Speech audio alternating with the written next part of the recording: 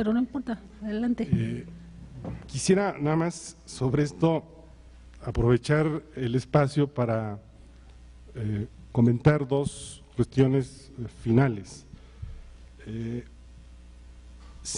No sé si sea la manera correcta de plantearlo, espero que me dé a explicar. Se ha discutido mucho que en los países como el nuestro, en América Latina en general, hay una mezcla entre patrones modernos, patrones premodernos y patrones posmodernos. Si me permiten la expresión, me llama mucho la atención, y a lo mejor me equivoco, que en la apuesta de María, sobre todo en este último tramo de la economía, de las esquinas de la calle, en esta idea de buscar o mirar hacia lo informal, en estas entrevistas maravillosas al vendedor de flores y creo que el que cambia las parabrisas en las esquinas de las calles, la pregunta que yo me hago es si en este momento qué riesgos plantea el pensar este tema de la educación y el trabajo en el marco más de la premodernidad y el papel que esto puede jugar frente a los retos que tenemos cuando discutimos temas como competencias, como habilidades de trabajo colectivo, gestión del conocimiento, que están más metidos en la lógica de la posmodernidad. Lo planteo sencillamente como una inquietud de lo que eso puede significar, aún entendiendo que en las realidades como la mexicana, todos estos temas de trayectorias laberínticas, de fragmentaciones, de brechas, son una realidad, pero me parece que hay que poner en la balanza de cómo recuperar lo informal, lo premoderno vigente todavía en el país, frente a las lógicas del mundo global, del mundo de la competitividad. Y el segundo tema que me parece importante es ¿qué vamos a hacer con la escuela? No se ha dicho aquí, pero a mí me parece que aquí hay una apuesta también central al asunto de la institucionalidad escolar.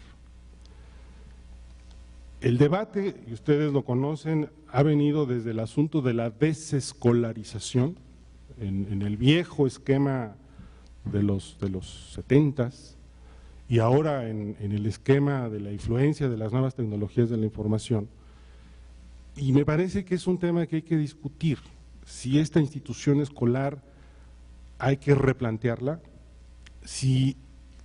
qué significaría desescolarizar en estos tiempos y qué apuesta de reescolarización podemos tener en el futuro.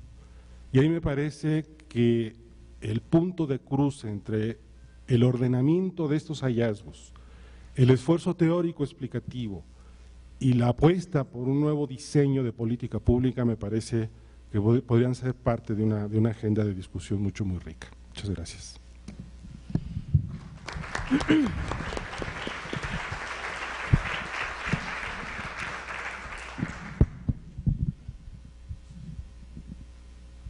Adelante, doctor. ¿Ya? Bueno, pues antes que nada, gracias y felicidades por esta panorámica pues de lo que ha sido la investigación sobre educación y trabajo en estos años. Yo quisiera centrarme en este poco tiempo sobre algunos puntos muy concretos. Yo creo que lo que más me gustó en la exposición fue un poco la desmitificación, ¿sí? Y lo decías tú, María, en tu comentario final, y esa era parte de mi comentario también, ese reconocimiento de que esto es muy complejo, muy contradictorio, muy multidimensional, ¿sí? Me llama la atención y yo destaco en tu trayectoria educativa, tu primera presentación, cómo unir de lo formal a lo informal, de la certificación, por ejemplo, a los saberes informales, ¿no? Tú que te has movido más fundamentalmente en la metodología Cuanti, como justamente, bueno, a excepción del estudio que hiciste de las escuelas agropecuarias, y justamente acercarte hoy más a la quali, desde mi punto de vista, tratando de entender procesos. Por eso me interesó mucho lo que comentabas tú de la caja negra. Yo pienso que si hay algo que es elocuente, por ejemplo, en la investigación sobre educación y trabajo, de nuevo es la complejidad, la no linealidad, la cantidad de factores que intervienen, ¿sí? De nuevo, si antes un poco se aceptaba esta relación entre escolaridad y mercado de trabajo, el acceso al empleo, hoy es fascinante como justamente lo que viene es un cuestionamiento. Y detrás del cuestionamiento para mí es el entendimiento de que la realidad evidentemente es muy, muy, muy compleja, como debe ser. Entonces, en ese sentido, entonces empezamos a entender, y creo que las investigaciones que nos han mostrado son muy elocuentes de esto, de cómo están metidos, evidentemente, más allá de la escolaridad, más allá de cumplir un certificado y de contar con un certificado de bachillerato, una cantidad, y yo creo que la tesis de Andrés Emilio es muy elocuente en esto, una cantidad de saberes informales adquiridos en condiciones a veces insospechadas, ¿sí?, que justamente intervienen en esto. Intervienen en dimensiones, por ejemplo, de clase social, y es un factor que se me hace que eché un poco de menos la consideración en las presentaciones, toda la dimensión de clase social que hay detrás justamente de las relaciones entre educación y trabajo. Se habla mucho de trayectorias laberínticas, por ejemplo, ¿sí?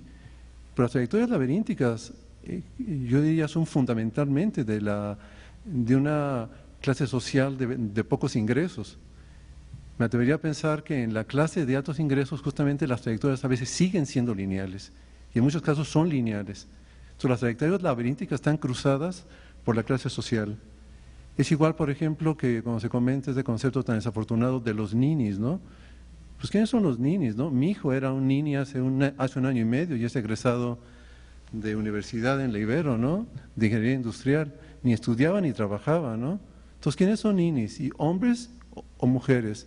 Un nini que acaba de terminar la primaria y que no puede acceder a secundaria, o que terminó la secundaria y no puede acceder a prepa, o que terminó la prepa y no puede acceder a la universidad.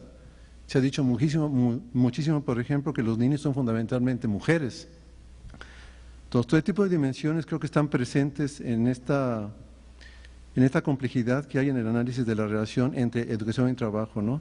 Intervienen también los valores. Yo creo que es una reflexión que, por lo menos yo he hecho en una investigación que estoy haciendo sobre los centros de capacitación técnica a nivel medio, los ICAS o CECATIS, ¿sí? La importancia muchas veces, por ejemplo, de los valores detrás, los valores familiares y personales detrás, por ejemplo, de la trayectoria del muchacho o la muchacha, en este caso, ¿no? Entonces, me acuerdo que preguntaba ahorita al final Francisco, ¿no? Bueno, ¿qué vamos a hacer con la educación? Y a veces pienso desde mi punto de vista que lo que hay que hacer con la educación es acercarla al trabajo, ¿sí? Un poco como planteabas tú muy bien, esta separación histórica que ha habido entre la educación y el trabajo, esta falta de reconocimiento que al trabajar estamos educándonos. Y justamente al educándonos estamos vinculándonos con el espacio del trabajo, ¿no? De ahí el énfasis, por ejemplo, que por lo menos yo he hecho muchísimo a la importancia, por ejemplo, de la secundaria técnica, ¿no? Tú preguntabas, María, en una de las preguntas que nos hacías llegar, por ejemplo, ¿qué tipo de investigaciones deberían realizarse para poder documentar mejor la naturaleza del papel que efectivamente cumple la escolaridad frente al trabajo? Y yo siento que uno de los retos, yo así lo considero, es justamente entrar en, digamos, ir privilegiando más el análisis micro, ¿sí?, y tratar de entrar en la cantidad de procesos que intervienen. De nuevo, un poco recordando la tesis de Andrés Emilio, yo no me lo puedo imaginar de otra manera más que haciendo tipos, ¿cómo podríamos decir?, un estudio de caso, ¿sí?, que mostrara la cantidad de elementos, y creo que en ese sentido solamente lo podríamos abordar a partir de la metodología Quali, la cantidad de procesos que intervienen en este tránsito, por ejemplo, entre la educación y el trabajo. De cómo un joven o una joven, por ejemplo, qué cantidad de cosas hubo detrás, de nuevo el concepto de caja negra, que a mí me parece fascinante, la cantidad de elementos que intervienen, de nuevo procesos, vínculos, recomendaciones, capital cultural, trayectoria de hermanos, vínculos con espacios de trabajo por falta de escolaridad, etcétera, etcétera, que son las que nos podrían mostrar realmente cómo no necesariamente, y creo que es un descubrimiento ya, ¿verdad?, no necesariamente está vinculado con la escolaridad, ¿sí?, sino que hay muchos factores ahí intervinientes.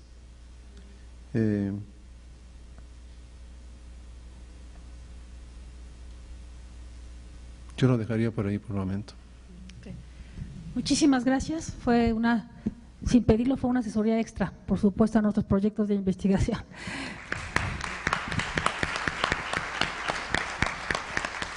Muchas gracias, y además de que se plantean de verdad preguntas sumamente complejas que vamos a considerar en nuestros proyectos de investigación. Termina el primer bloque que teníamos planeado. En este momento iniciamos el segundo, que es la mesa de diálogo, donde estará coordinando la doctora María de Ibarrola. Les platico la dinámica sencillamente. El tiempo es una sugerencia nada más.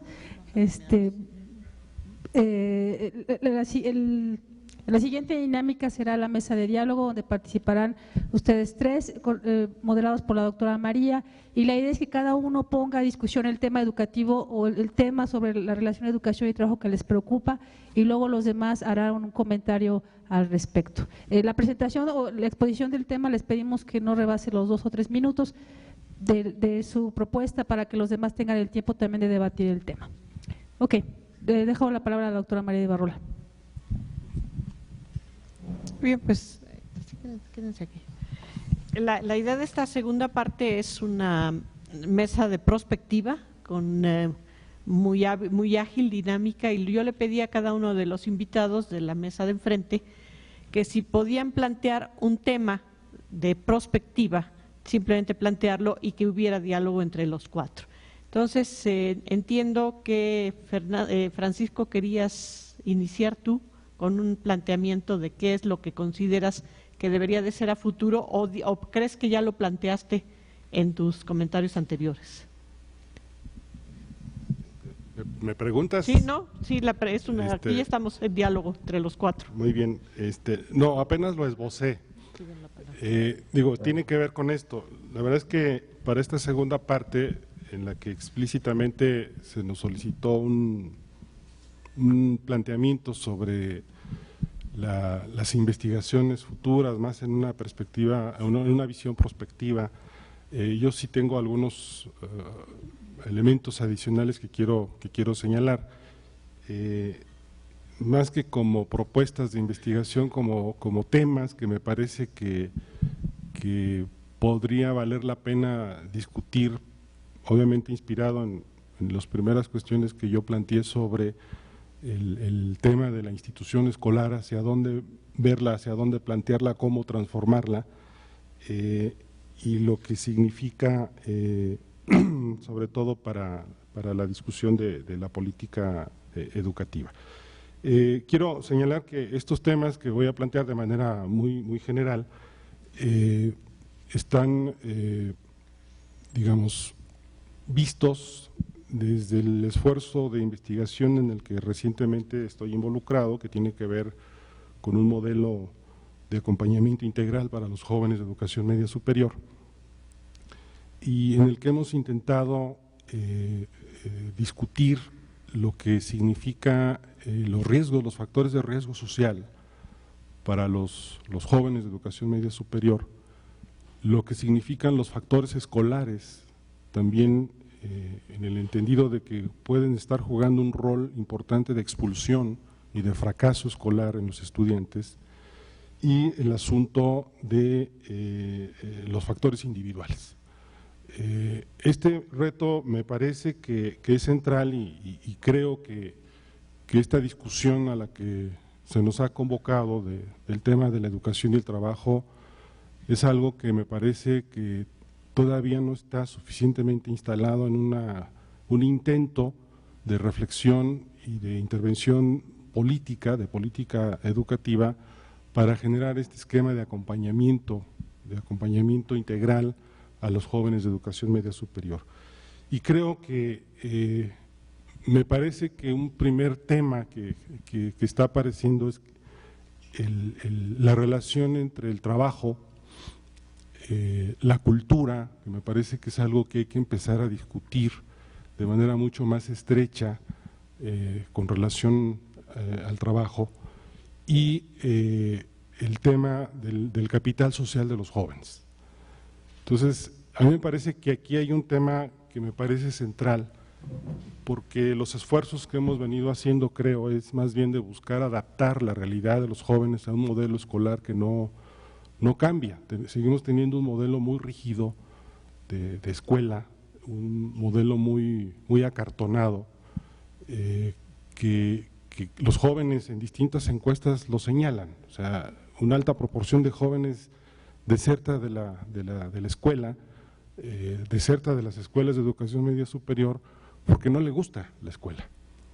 Y cuando uno les pregunta ¿y por qué no te gusta la escuela?, la respuesta fundamental es una respuesta de rigidez escolar, de rigidez curricular, de rigidez burocrática, de rigidez institucional. Y dadas las circunstancias en las que están viviendo los jóvenes, circunstancias sociales, psicológicas, etcétera, y que coincido con Enrique que sí hay un tema de clase social, por supuesto, pero en muchos sentidos también hay temas recurrentes para los jóvenes. Me parece que está apareciendo un tema de cómo vinculamos el espacio escolar, para decirlo de manera más clara, cómo abrimos la institucionalidad escolar a estos temas que siguen siendo parte del campo de significados de estos jóvenes mexicanos del siglo XXI y que pasan, por supuesto, por la cultura, pero pasan también por el trabajo y pasa también por el asunto de la construcción de redes sociales, digamos, pasando por todo el tema de las nuevas tecnologías, etcétera. Entonces, a mí me parece que ahí hay un tema de vital importancia.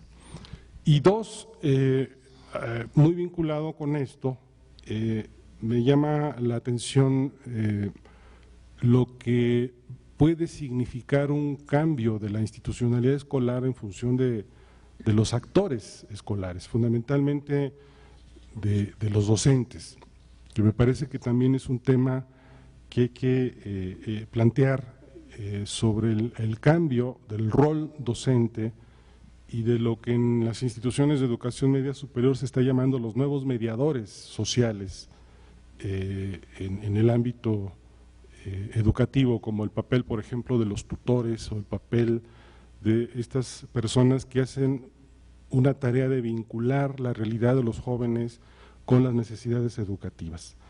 Y hay un tema que me parece central, que en América Latina se ha venido discutiendo y especialmente en experiencias concretas como en Colombia, que me parece central, que es esta idea de los docentes como anfibios culturales, ¿no? O sea, cómo un docente tiene capacidad de recontextualización y de pasar de un ámbito a otro con fines de formación y educación. Me parece que puede ser un ámbito interesante para discutir cómo integrar, cómo articular mejor este mundo de trabajo con el mundo escolar, y no solamente del trabajo, sino también el mundo de la cultura juvenil con el mundo de las escuelas.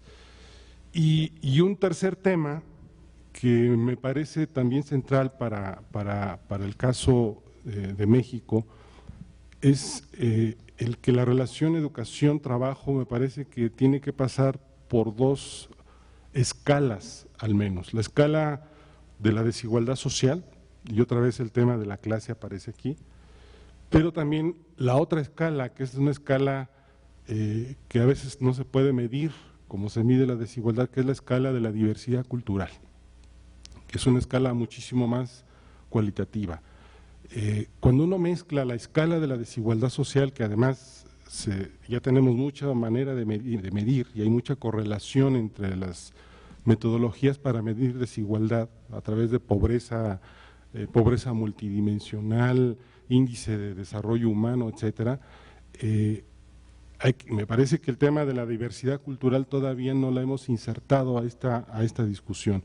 Y me parece que cuando uno cruza la escala de la desigualdad social con la escala de la diversidad cultural, aparecen segmentos muy importantes donde la relación educación-trabajo significan cosas totalmente diferentes.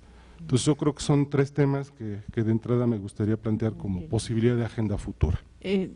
Yo quisiera respetar el tiempo que nos hemos fijado y entonces voy a cambiar la dinámica.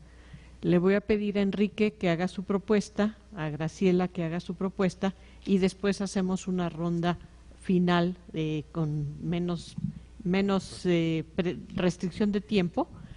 Si Enrique, si quieres plantear la tuya, luego Graciela y luego hacemos una segunda y hasta tercera ronda si nos da tiempo.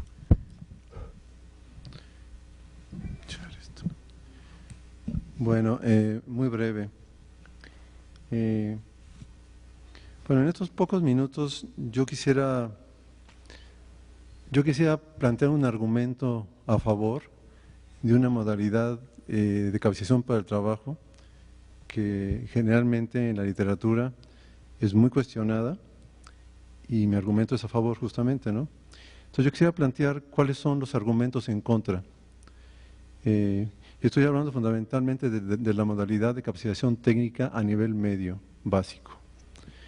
Y en México esta la tenemos desde academias particulares, digamos, me refiero, y además en el plano gubernamental, a todo el mundo de los CECATIS a nivel federal, al mundo de los ICATS a nivel descentralizado.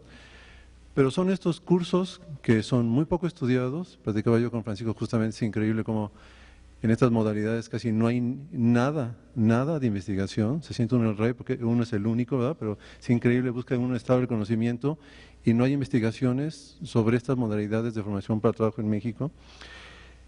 Y además, ¿cómo se llama? Son bastante subvaloradas, ¿no? Porque han sido criticados este tipo de programas, ¿sí?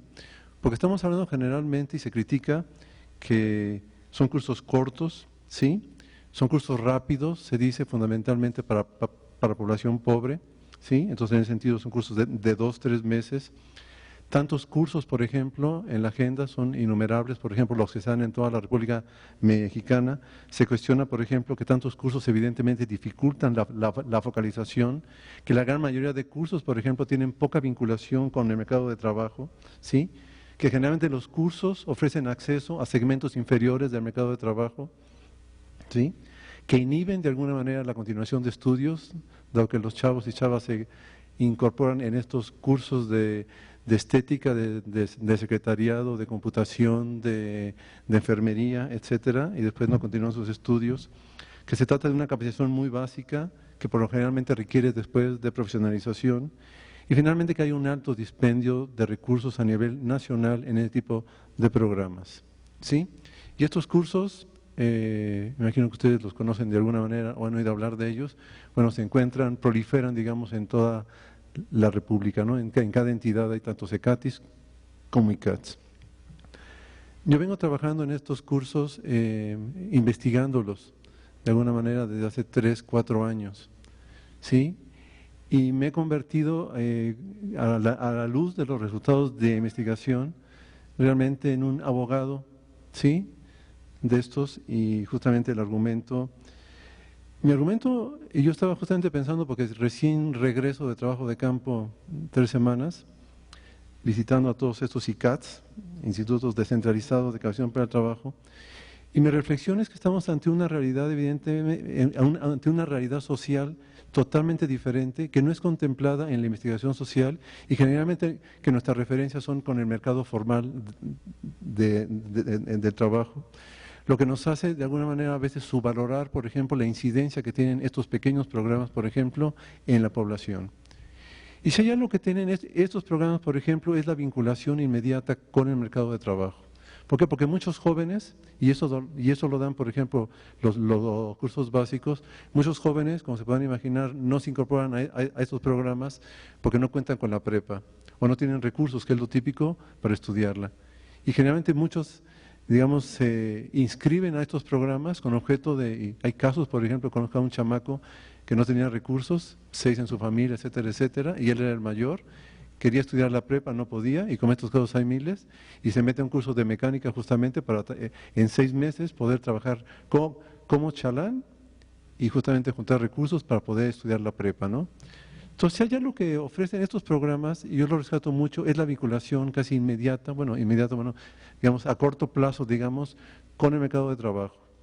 Y si nos vamos, por ejemplo, a lo que se ha comentado ahorita y que ya veíamos, la cantidad de trayectorias laberínticas, es bien interesante como si se juzga a estos programas en términos estrictos, ¿sí?, de acceso a segmentos inferiores, por ejemplo, del mercado de trabajo, encontramos cómo justamente un curso de 6 meses puede vincular con un espacio educativo que provoca una mayor formación.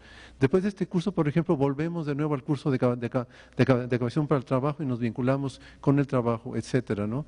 Lo que yo quiero mencionar es que es increíble encontrar cómo estos cursos se encuentran como detonantes, más que inhibidores de la formación, como detonantes, ¿sí?, de necesidades de capacitación y a su vez, ¿sí?, de reincorporación al sistema educativo. Otra función, por ejemplo, interesante que cumplen estos programas es la función que tienen en términos de promover la orientación vocacional de los muchachos, ¿sí? Entonces encontramos, por ejemplo, algunos estudiantes que vienen de secundarias técnicas afines, que llevaron la especialidad de electricidad o mecánica, que la continúan dentro de los CECATIS y que posteriormente, después de estudiar en un ICAT o en un CECATI, justamente brincan a un bachillerato técnico de esta especialidad. Y es fascinante, y entonces ahí es cuando yo quisiera comentar, yo pienso que si bien, y se comentaba en la presentación al principio, la escolaridad puede tener efectos muy importantes en términos de largo plazo, yo pienso que la forma como se incorporan los jóvenes al trabajo y lo que aprenden justamente en estas pequeñas incorporaciones, ¿sí?, nos habla justamente del poder, por ejemplo, que tiene el trabajo en términos educativos, de cómo se vinculan con chambas, digamos, que puede ser de trabajar en una estética, etcétera, etcétera. Lo que es interesante es que responden estos programas, ¿sí?, muchas veces a inquietudes y casi inmediatas, por ejemplo, de población de bajos recursos. Para terminar, y un poco vinculándolo con lo que platicaba ahorita Francisco, y esto lo vinculo porque justamente asistí a una experiencia en San Luis Potosí, en Villa Hidalgo, que tenían una preparatoria altamente vinculada con programas de capacitación técnica, ¿no? Entonces, lo que es interesante es que, por ejemplo, ahí los directivos decían, bueno, lo que urge, por ejemplo, en los bachilleratos son salidas horizontales y es lo que la gente no tiene, ¿sí? Lo que no tiene el bachillerato en México son salidas, por ejemplo, generalmente todo va, digamos, encaminado a continuar con el sistema superior, pero el problema es que hay muchos jóvenes que no tienen interés en continuar estudios universitarios, ni les reporta ninguna utilidad continuar estudios universitarios, ¿sí? Hay gente simplemente que quiere ser artista, que quiere practicar algún oficio, ¿sí? Gente que se quiere clavar como laboratorista, por ejemplo, ¿sí? Entonces hablaba, lo que necesitamos, por ejemplo, es una preparatoria, ¿sí?, con diferentes salidas horizontales que permita a aquellos jóvenes justamente que quieren incursionar ya y profesionalizarse en otras actividades no necesariamente universitarias, generar salidas que promuevan esto. Y para terminar, por ejemplo, el modelo de bachillerato que tenían ellos es de que todos los muchachos, por ejemplo, dentro de la preparatoria tenían que pasar por todos los talleres. Y había talleres evidentemente de pintura, de oratoria, de teatro, de algunas actividades de oficios, etcétera, etcétera, ¿sí?, con objeto de que los jóvenes aquellos jóvenes, por ejemplo, que tuvieran altas, digamos, dotes artísticos, por ejemplo, pudieran ahí descubrir sus vocaciones y les sirviera tanto para una salida horizontal o ya bien para continuar justamente con estudios superiores, ¿no? Ahí lo dejaría. Muchas gracias. Graciela, ¿quieres hacer tu planteamiento, por favor? Planteamiento. Sí, bueno. Bien, yo quisiera retomar esta idea, me queda muy incómodo esto, esta idea de cómo hacemos para que la investigación contribuya a deslegitimar verdades consagradas. Entonces, como cuando Francisco decía que la hipótesis que sostiene el sistema educativo mexicano es la teoría del capital humano, me parece que la responsabilidad política de los investigadores es justamente deslegitimar esa hipótesis. Sobre todo porque ese mismo Estado mexicano que ha montado en el tiempo el sistema educativo es el que hoy ha militarizado el país. Entonces yo veo una relación directa entre una educación puesta al servicio de la competitividad y la muerte, ¿no? Entonces me parece que es un tema a reflexionar. Entonces, ¿cómo hacemos para que la investigación esté al servicio de la deslegitimación de las verdades consagradas? ¿Cómo hacemos para que la investigación ponga al sujeto en el centro del debate, no solamente al sujeto, entre comillas, investigado, sino al investigador? Y que el investigador sea parte de este proceso de producción de conocimiento y que ponga su experiencia y la desnude también para contribuir a esa formación de conocimiento. De Sousa justamente dice mucho acerca de la importancia de construir una epistemología del sur y que toda experiencia que no está investigada no se hace visible y es una experiencia que se pierde. Entonces me parece muy interesante lo que dice Enrique, este espacio de los ECATIS, de los ICAT, etcétera, no investigado y que sin embargo permite pensar, por ejemplo, cómo regresar al sistema educativo. O este espacio no investigado de la secundaria técnica que permitiría pensar acerca de cómo generar, desmontar el sistema educativo actual y justamente generar otro sistema educativo. Entonces, yo quisiera, mi planteo es cómo hacemos esta investigación deslegitimadora de las verdades consagradas, centrada en un enfoque biográfico y en el sujeto, que se expande a nuevos temas, que se expande a referentes teóricos, que no considera arcaicos a las teorías de la reproducción, sino que las recupera en su validez, que busca otros autores, por ejemplo Derrida, por ejemplo toda la gente que trabaja en ciencias políticas, en análisis político del discurso, y que se anima a construir otros referentes. Ese sería mi planteo. Bien, tenemos entonces la posibilidad de hacer una segunda ronda con nuestros invitados de la mesa redonda. No sé si quisieran comentar o reaccionar a lo que dijo su vecino. Los hombres se han tomado la mesa, entonces demostrando que el tema de género sigue siendo importante. Los hombres en distintos